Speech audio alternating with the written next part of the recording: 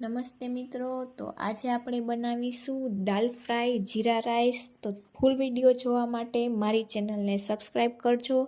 તો દાલ ફ્રાય માટે મેં તુવેર દાળ, મગની ફોતરા વગરની દાળ અને મસૂર દાળને પલાળીને લીધેલી છે. તેને આપણે પાણી અને હળદર મીઠું નાખી બાફવા મૂકી દઈશું. ત્યારબાદ આપણે ભાત લઈ લીધેલા છે. તો જીરું અને તજ વઘાર કરી અને આપણે ભાતને મૂકેલા છે. ત્યારબાદ આપણે ડુંગળી, ટમેટાં અને બધા મસાલા કરી અને વઘાર કરી દેશું, જે આપણે આપણી દાળ ફ્રાયમાં ઉમેરી દેશું.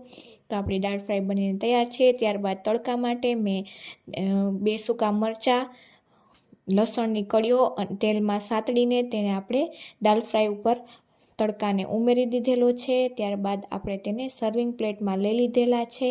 તો તમે પણ આ રીતે દાળ ફ્રાય અને જીરા રાઈસ બનાવીને તૈયાર થઈ જશે. તો તમે પણ ટ્રાય કરજો અને ફૂલ વિડીયો જોજો અને મારી ચેનલને લાઇક, શેર અને સબસ્ક્રાઈબ કરવાનું ભૂલતા